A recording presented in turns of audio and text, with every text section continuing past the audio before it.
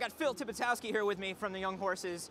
Everybody has been talking about Octodad, right? We saw a little bit of Octodad, and we know that it looks weird, and we know that we want to see more. So I'm glad that you're here. You brought the demo. Let's jump in and see what Octodad's about. Definitely, let's do it. So I'm an octopus and a dad? You're both. Great. But no one knows you're an octopus, but you. Not even my wife? Not even your wife. Wow. Just think about how that works for a second. I feel like that's gonna come up probably right after this wedding. Yeah, it's gonna be an awkward night. So tell me what's going on here. This is obviously, you're pretending to be a human, but you still only have octopus appendages. Yeah, so you've stuffed your tentacles into this suit, which we claim is a three-piece, but really isn't, and people like to point that out and be upset with us. But so you stuffed your tentacles in here, you're walking around, you're all anthropomorphic and such. Yeah. So you switch back and forth between arms where you're like picking stuff up, throwing it all over the place, and running around here. It's mostly controlled with the sticks and the triggers. So tell us a little bit about how this is controlling. I mean, it's triggers to walk, but and kind of sticks to move, but there's a one-to-one weirdness going on. Yeah, so you control all of his limbs independently, kind of like a 3D quap in a way. Okay. But a little less frustrating, a lot more funny, hopefully. So if you hold down the right trigger, R2, he lifts his right leg up in the air like that. Okay. And then you use the right stick to move it, and then you let go of the trigger and drop it. And you do the same thing for the left foot. This is how you kind of walk around and cause destruction in your environment. Yeah, he's blending in. Which, I mean, isn't all that great when you're actually being watched by people, because then they start getting a little suspicious. But if you're in a room with nobody else, you can just ride it and just go. So this is interesting. So when you are in a room full of people, you have to keep your actions looking more human. Yeah, you have to stay inconspicuous so as not to, you know, draw their suspicion.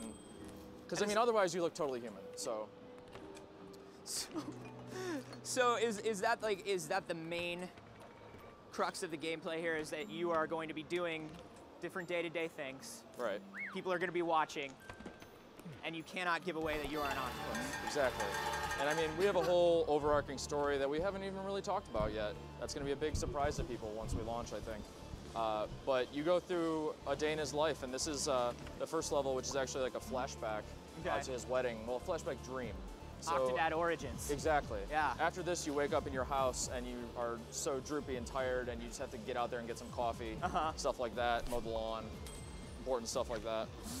So I mean, just the act of like grabbing this key and putting it into this door. Oh my gosh. I love.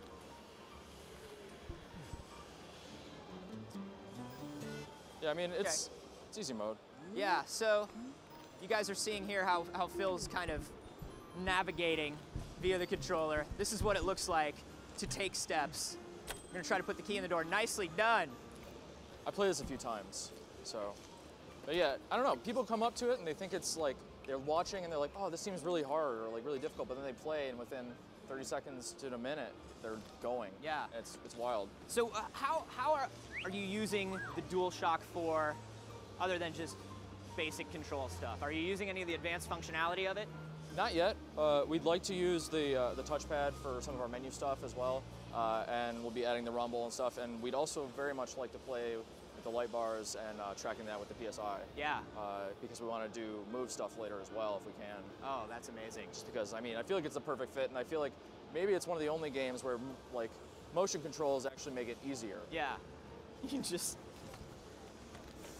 So this is cool. Getting to the chapel on time. Whoa, okay. That's a thing, you know. Cthulhu Church. I mean, we weren't quite sure what religion he was part of, so we figured we'd just... That makes sense. That makes sense that he worships the old gods.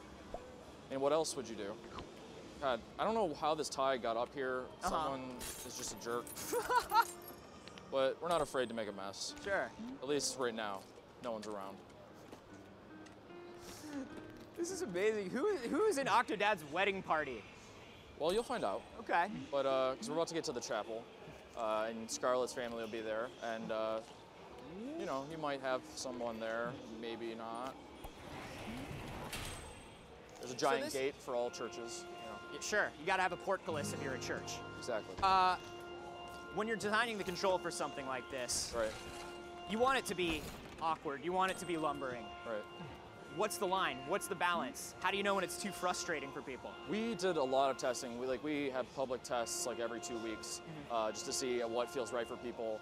And we do want that like awkward funniness, but at the same time, we don't want it to get so frustrating that they're just gonna like chuck the controller through the screen or whatever.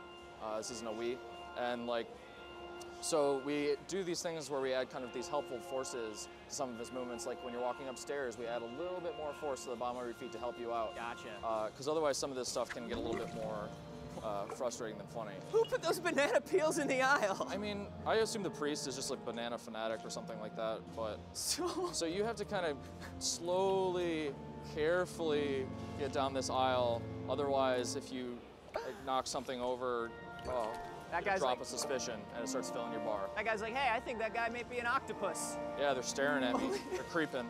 Only an octopus would break that vase. Oh God. Oh, are you even gonna make it? Maybe. They're all worried. I don't know if I should reveal all these secrets.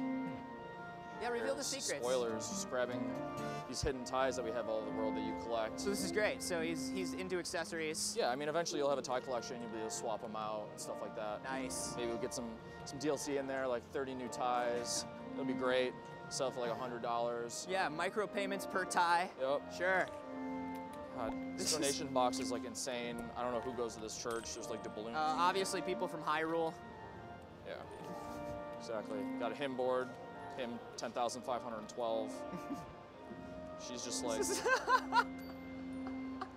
she's like, so happy to see me. Anytime. I think she's just used to it at this point, but like. Boom. Married. Married. Just like that. Phil, you've made the silliest thing. This is the silliest thing. It's a little weird. Yeah.